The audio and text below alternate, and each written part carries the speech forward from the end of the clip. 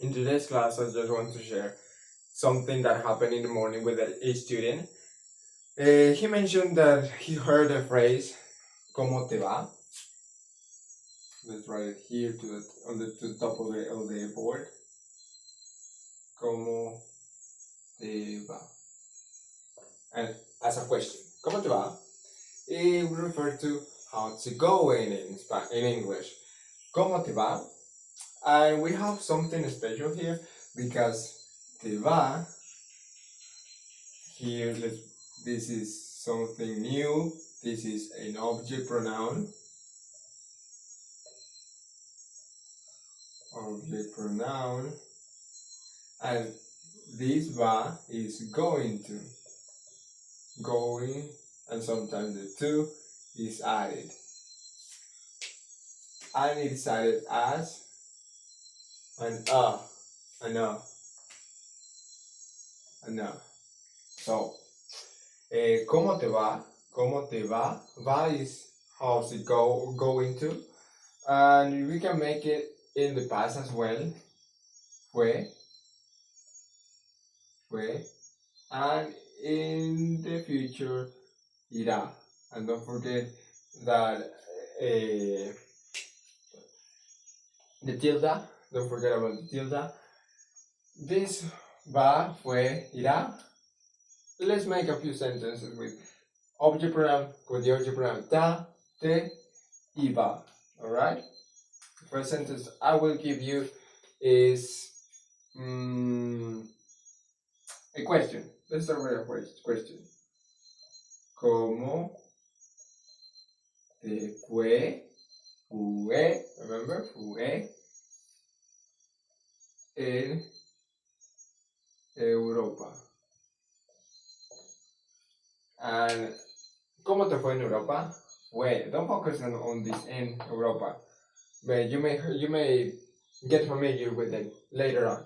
But the focus is fue, te fue en Europa. That's the complement. This is the complement. That's a complement. Any complement will make it. ¿Cómo te fue en Europa? Now that's a question.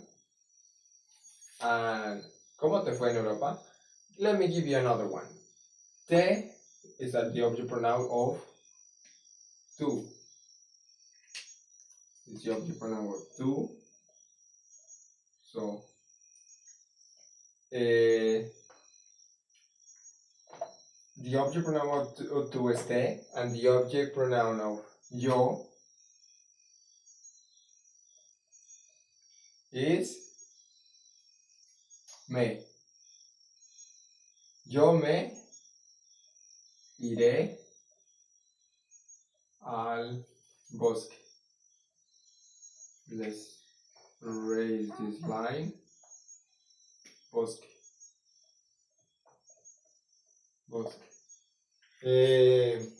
I will make everything possible.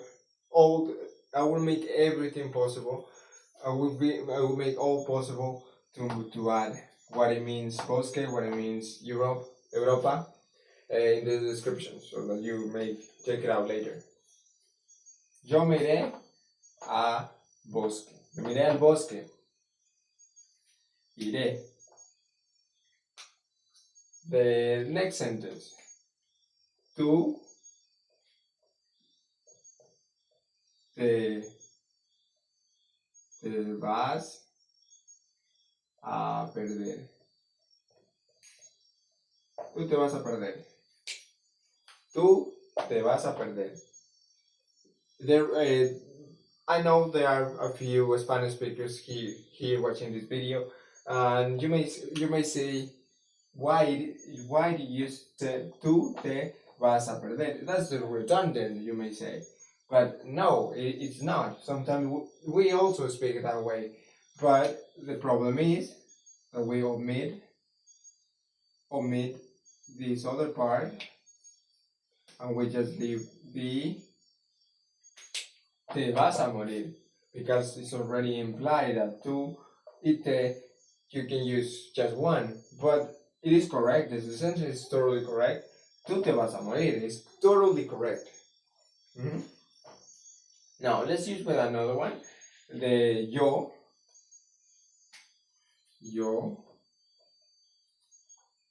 me,